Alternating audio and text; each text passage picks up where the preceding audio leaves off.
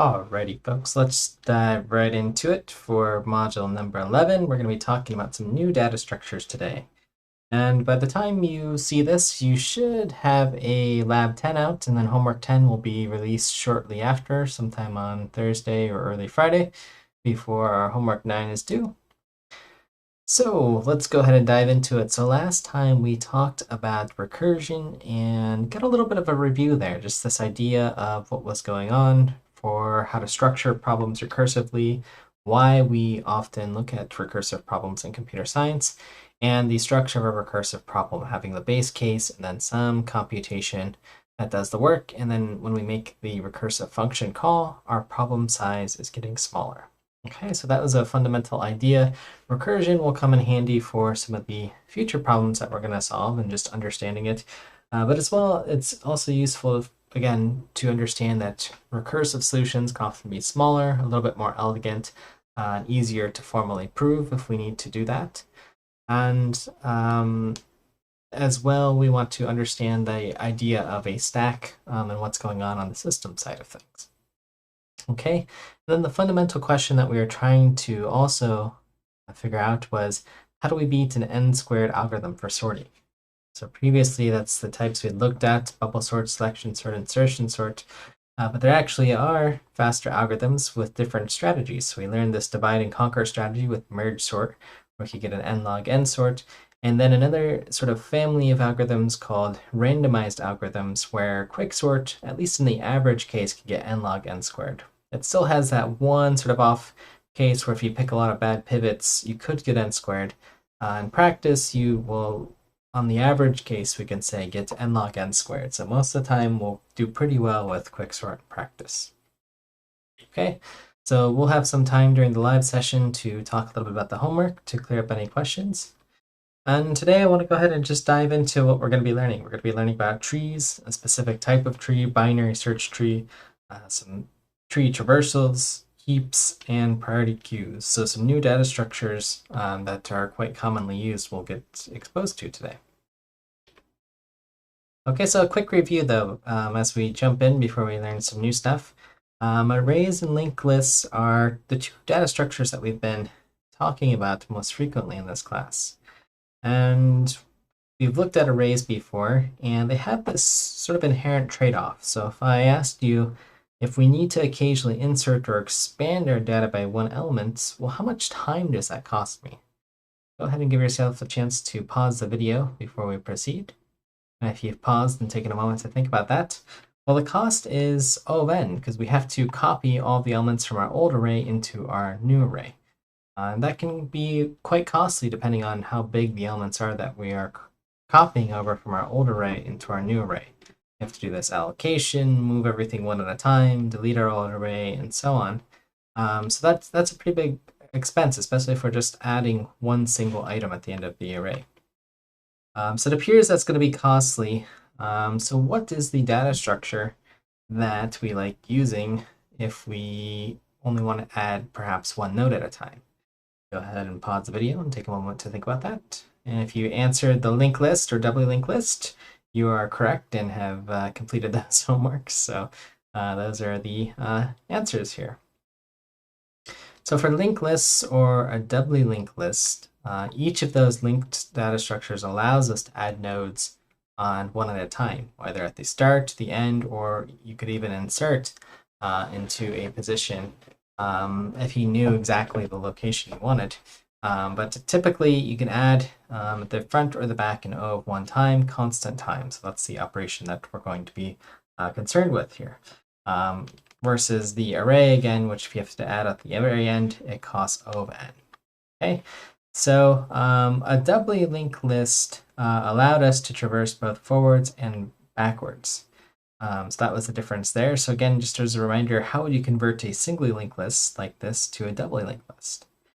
And if you've taken a moment to just remember what you did, you added another node here.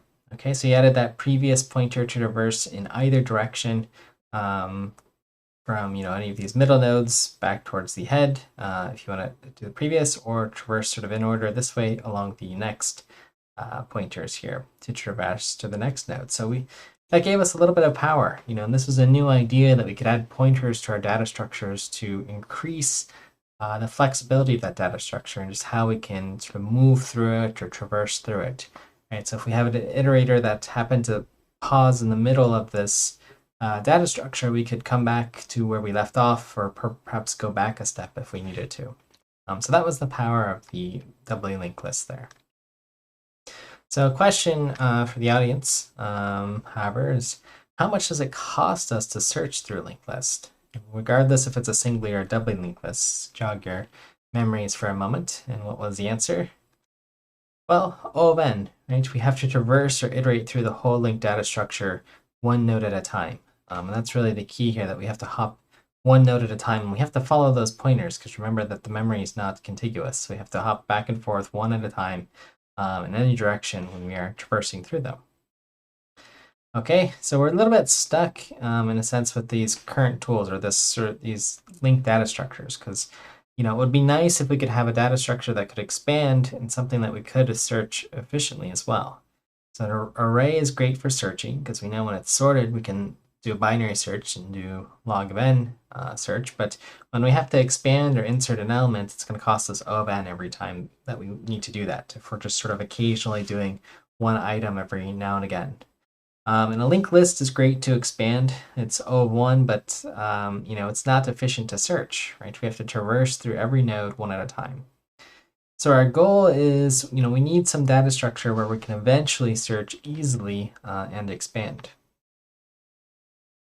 Okay, and before we get too far ahead of ourselves, haven't we learned about a really good search that does log of n search? The binary search. That's our best search. And I wonder if that will work on linked data structures like the linked list or the doubly linked list. Okay. So we've learned about the importance of sorting our data, right? Because, when we have our sorted data, then we can perform a binary search.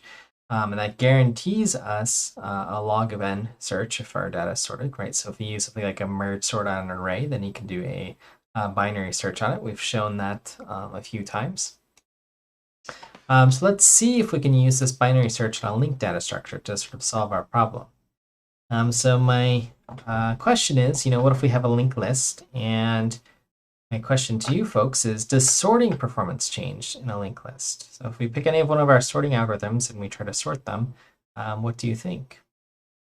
If you've paused and taken a moment to think about that, well, really the sorting performance actually doesn't change in any of our data structures. So whether we were doing an insertion sort or merge sort, if we did it as a linked list, it wouldn't really matter. The overall big O complexity would be the same here. So it would still be n log n. You can kind of see the visualization of the tree here with the linked list version versus the array, and you'll see this same sort of form. Yes, the code would be different, and we would have to do lots of sort of pointer management, but the code itself would be the same here. Okay, and that's true for a selection sort, right? You would, for instance, traverse through the entire linked list, find the smallest element, maybe save some temporary pointers so you know where to swap from in the linked list, but overall it would be the same. Okay. So again, we can swap in constant time, regardless if it's an array or just changing some pointers in our linked lists. Okay, so now the bigger question, what about the search? So does our searching performance change in a linked list? That is, can we perform a binary search on a linked list itself? If we have to traverse through this, and is there some way we could sort of get to the middle of the list and do a binary search?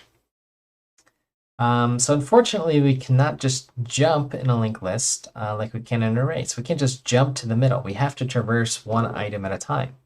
Right? With arrays, again, we have this guarantee that we know that the memory is contiguous, so we know what the offset is into that piece of memory, so we can jump to the middle, depending on the data types. So if it's ints, we're jumping 4 bytes at a time. That's what that offset's for. So that's really the effect there with arrays versus linked lists. So our search performance is actually no good with the linked list, right? So you could try to do a binary search, but unfortunately, let's say you're playing the guessing game, you'd have to traverse halfway through the list, which is sort of n over 2 elements.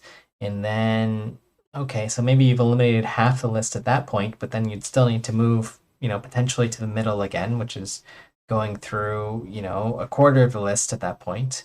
Then maybe you prune some stuff away, and then an eighth of the list at that point. But as you're sort of still doing these traversals here, you're still resulting in O of n time.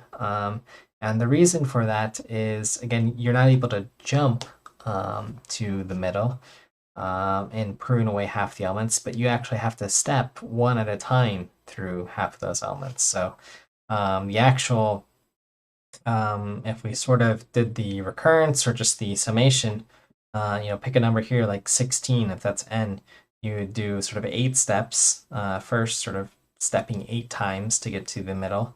And then the next step, you'd have to maybe walk a quarter of the steps. So another 4. So 8 plus 4, and then another 2. And then finally, 1 step, and then maybe one more. So you'd still be doing O of n work to do your search for the binary search in the linked list. So it just doesn't work with the linked list structure, linked or doubly linked list, regardless of how you set it up. Okay, so what we want to investigate though is if we can come up with some other linked data structure that provides us the flexibility of a linked list, but could give us that log n search, if that data structure is sorted. And again, this is because if we have to do a lot of adding, for example, because our data in our world's very dynamic, right? You look at something like a Facebook or a Twitter, Instagram, etc. Those are things that grow one post at a time or so on, and it's quick if you can just add a node to whatever those posts are. Okay.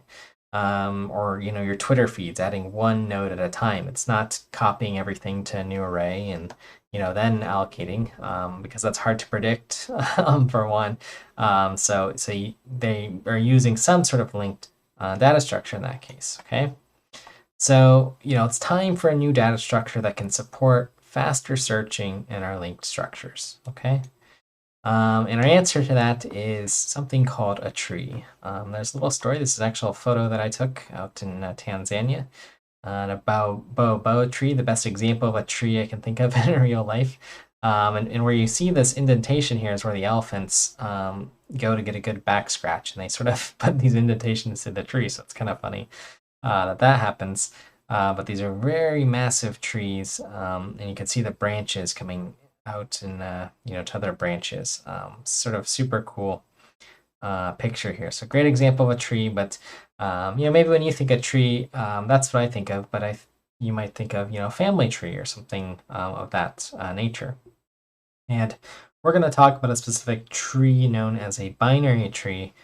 So you can imagine a family tree with at most 2 descendants. Here's mom and dad, and then at most you can have one other sibling, and then one other sibling from each of those, and so on. Okay, so that's sort of the structure here.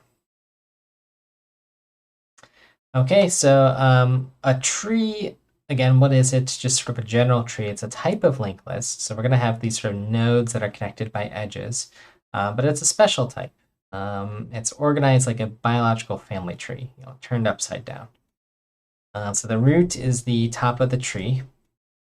A child is a descendant of a node if it falls below it. We call this a parent-node relationship.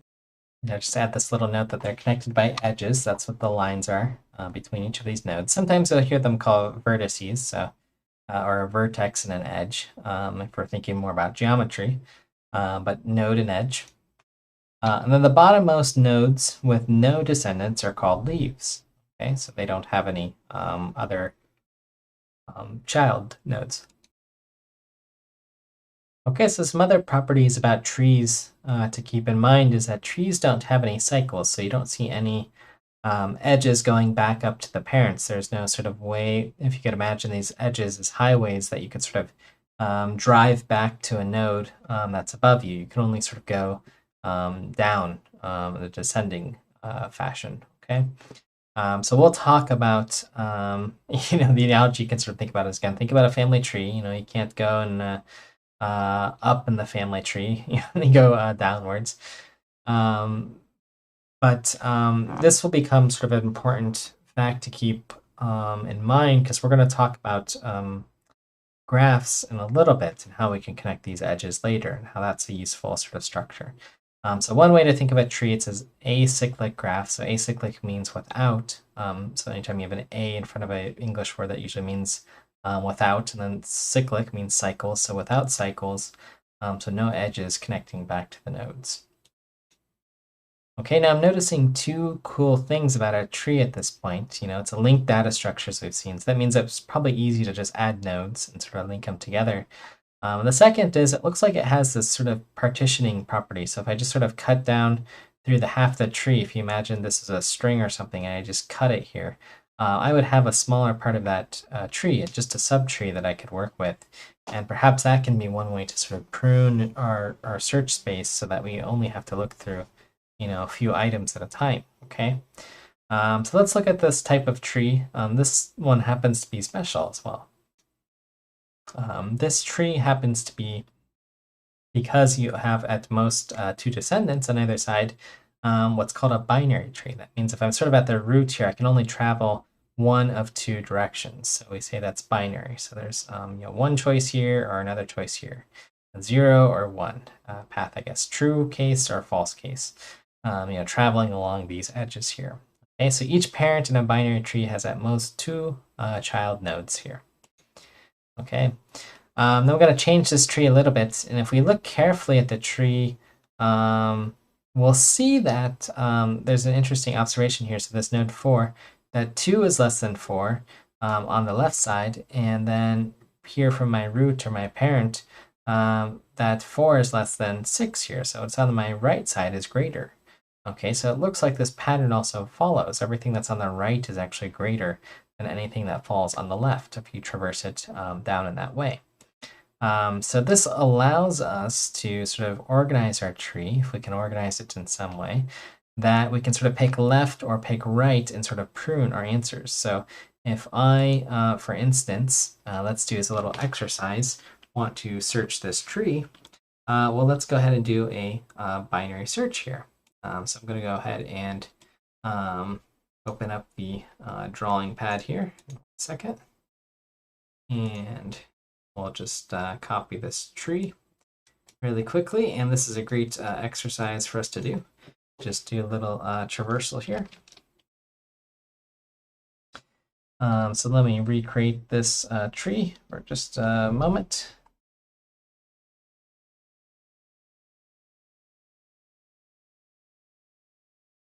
Okay, so let's put in 8, 3, 10, 1, 6, 4, 7, 14, and 13. And then I'll just connect them up here. And you'll notice there are arrows here, so that is the direction that we can travel along our tree. And we're gonna, again, play this sort of simple game. So is it a binary tree? Yes, it is. There's at most two child or descending nodes from each of the parents. And we want to figure out if everything that's on this left subtree, that's over here, must be less than, well, things that fall to the right of it. So in this case, this is true. 3, 1, 6, 4, and 7 are all less than 8. So this holds for our tree. Okay, so if we want to find 7, what we'll do is we'll say, well, here's our starting position. And since 7 is less than 8, we need to move down in this direction. So we'll traverse down this way. And we'll ask ourselves the same question. So is 7 less than 3? If it is, then we go to the left. If it's greater, then we go to the right. It's actually greater, so we're going to traverse down this way here. And then 6, is 7 greater than 6? It is, and we have one more node to traverse. So I go to the right, and then we check, is this node 7? Well, it is, so we have completed. So how many searches do we have to do? 1, 2, 3, 4. How many nodes do we have? 1, 2, 3, 4, 5, 6, 7, 8, 9. 9 total. and we did sort of 4 searches here. If I did log base 2 of 9, well, that would say we do 3 searches. So we won't count the first one, but we do 1, 2, 3. So that is, in fact, a binary search here. Okay, because we have 3 levels that we have to search through here. 1, 2, 3. Okay, so it looks like if we have our nodes arranged in this way, then we can actually perform a binary search because we have some notion of ordering and some way to prune away half of our items. Okay, so that's pretty cool. That's the binary search. I want to talk a little bit about just tree traversals because you might be curious about, how would I sort of traverse this tree in order to see if it is in fact sorted? So we could sort of print this out to sort of check ourselves and see if this is even possible. So something that you're actually going to do in your lab today is you're going to practice iterating through the tree doing something known as a depth-first traversal through this tree. So you'll start at the root and sort of walk down each of these nodes, printing out whatever the data happens to be, okay? So each of these nodes will be a tree node. That means they'll have a left and a right node that you can traverse down. So left or right. And just a pointer to another tree node, which has another left or right pointer. And when you reach the bottom of the tree, you'll know you're at a leaf node when both of the left and the right sides point to null, because there's nowhere else to go, okay? So part of your challenge is going to be how to figure out how to do this traversal and how to do it recursively, such that you sort of always traverse one direction. Because if you want to do this in sorted order, well, every time you're going left, you're getting smaller, right? So that'll be a little hint for you to sort of go left as much as you can, and then go right when you cannot go left anymore, okay? So a little hint there, and the lab write-up talks a little bit about it, but that's how you'll be able to do your traversal to figure out if you have a binary tree that's in order, and then can use something like a binary search on that tree. Okay, so at this point, one more question you might have is, well, we've used these linked data structures, but can I go the other way? Can I represent trees in a plain old array?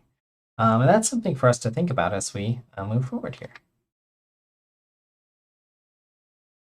And we do have something that's sort of tree-like. It's called a heap data structure, actually. So this is going to be our array-based data structure.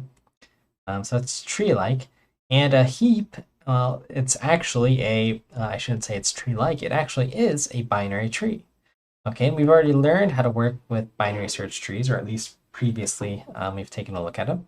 So here's a binary tree, right? At most it has 2 descendants. It can have less, but at most 2. There's a root of the tree, and it has some relationship with the children here, okay? In a binary search tree, the root is greater than the left node and less than the right node. Right, we could switch these orders, but this is the order that we're sticking with for now. So then, my thought is if binary trees helped us search in log of n, let's see if we can also take advantage of that property and do some other interesting things, okay? So heap is similar but different than a binary search tree that has 2 main properties that it must follow. And this is because we're using an array-based data structure, but it has an order property and a shape property. Okay, so the heap has this order property that states for every node n, the value in n is greater than or equal to the values in its children, and thus is also greater than or equal to all of the values in its subtrees. Okay, so what that means, the ordering property is 7 is greater than anything else that's found on this level. And anything on this level must be greater than anything on this level, okay? So it's a little bit different than our binary search tree, but it still has this sort of interesting problem. So just observe again for a moment that each level the node values are greater. Okay, so just to sort of check your understanding, take a moment to pause the video and see if each of these heaps does indeed follow the ordering property. And if you've taken a moment to think about that, to check if this level is greater than everything at this level, well, the one on the left here doesn't exactly follow any ordering here. The one on the right looks good to me.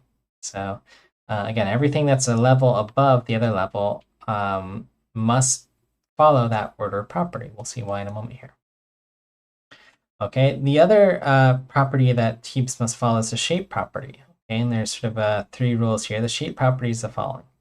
All leaves are either at depth d or d minus 1 for some value of d. That means the lower leaves here must, you can't have a tree that sort of has 7, then 7, 2, and 6, and then just get rid of all of this.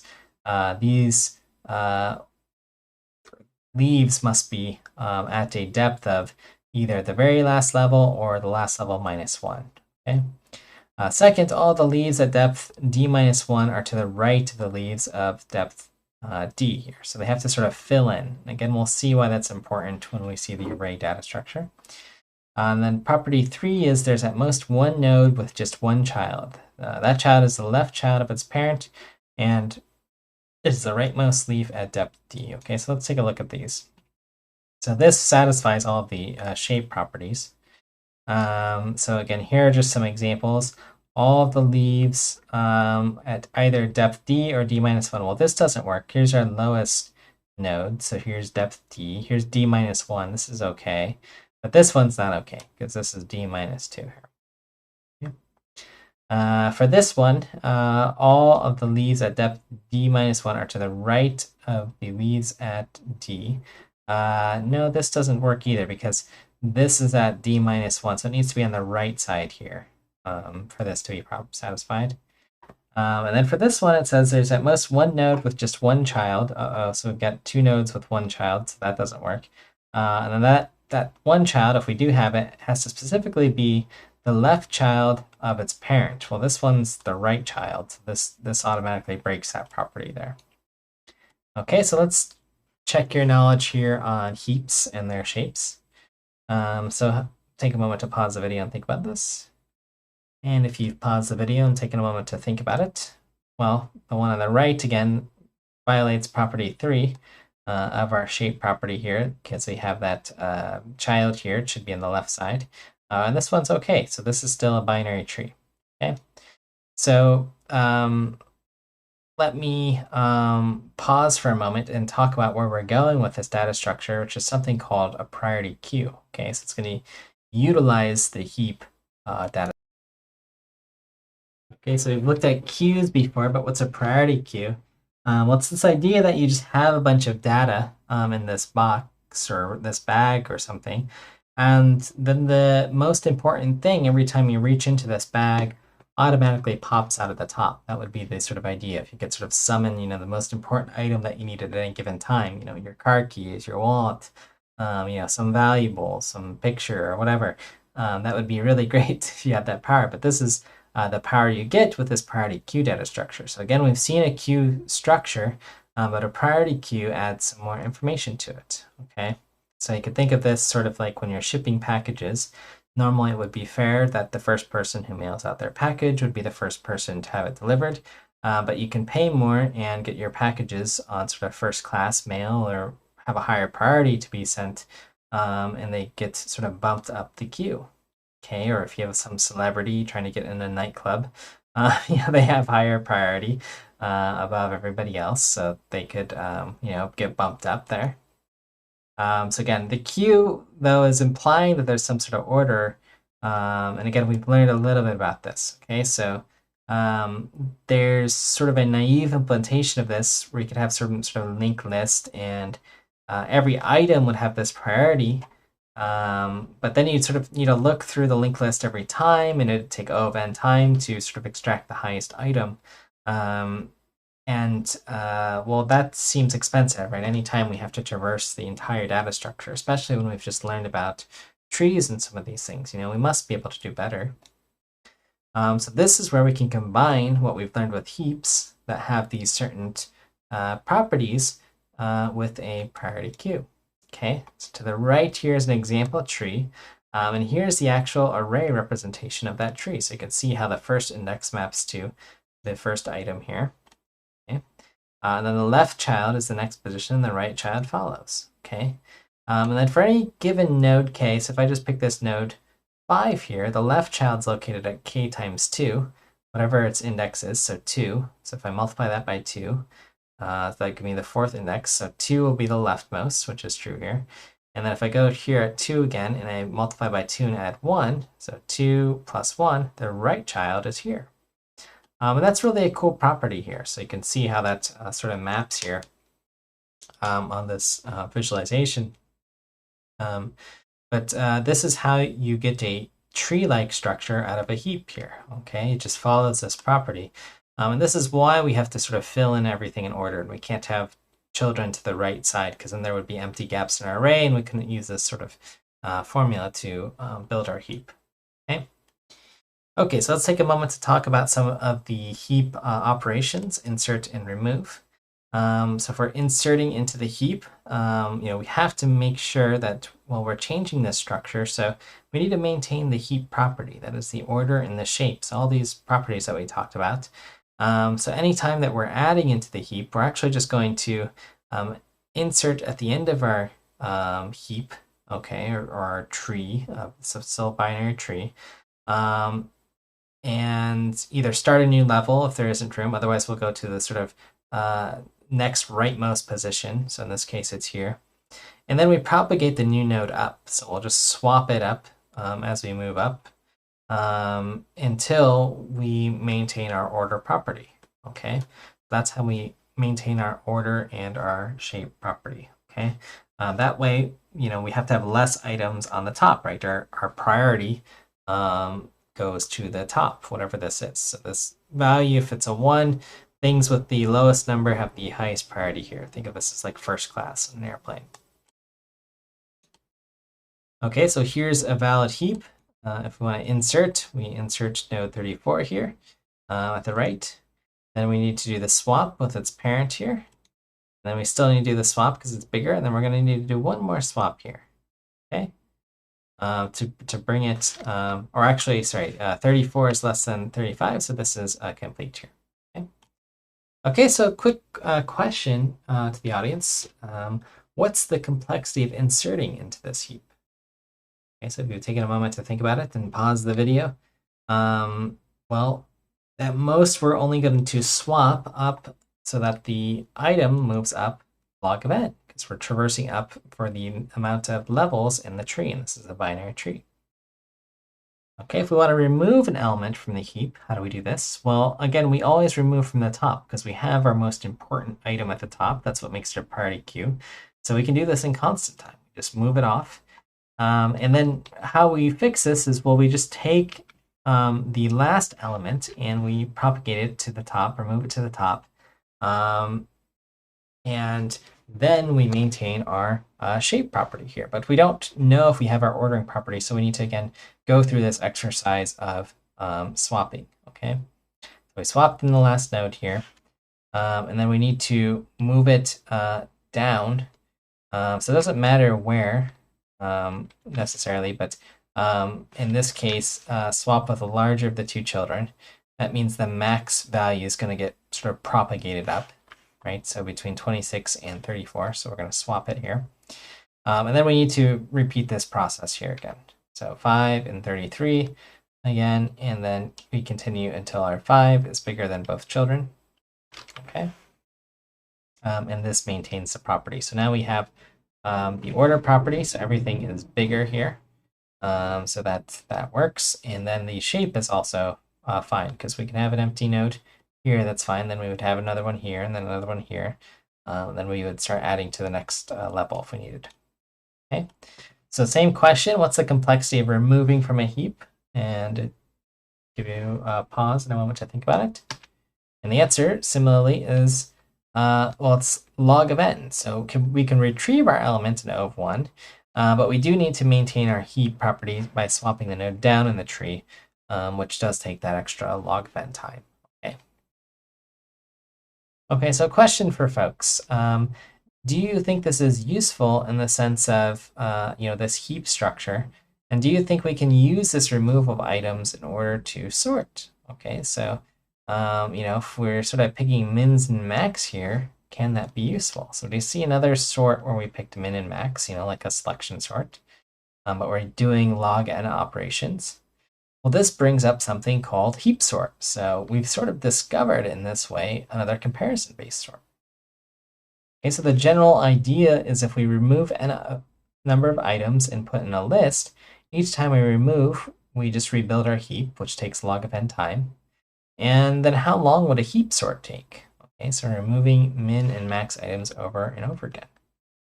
The answer is if you have n items and it takes O of 1 to remove them and then log of n to rebuild the heap, then it just takes n times log of n to sort. Okay, and you know the smallest or the largest, depending on how you organize your heap, will be at the top or the bottom every time, and that's how you can get things in order.